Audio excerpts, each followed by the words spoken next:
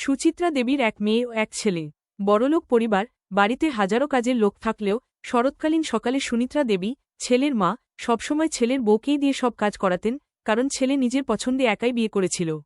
একদিন সুনিত্রা দেবীর মেয়ে এল। মেয়েকে দেখে তিনি খুব খুশি হলেন। মেয়ে আসার সঙ্গে সঙ্গে ছেলের বউকে বললেন, যাও, সবকিছু রেডি করো।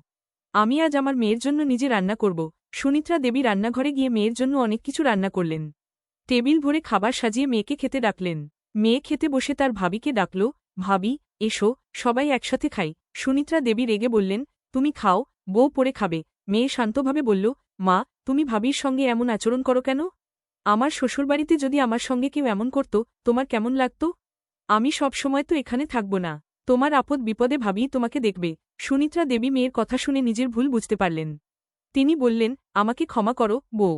আজ থেকে তুমি আমার দ্বিতীয় মেয়ে। ননদ ও ভাবি একে অপরকে জড়িয়ে ধরল। এমনই হয় আসল ননদ ভাবির ভালোবাসা।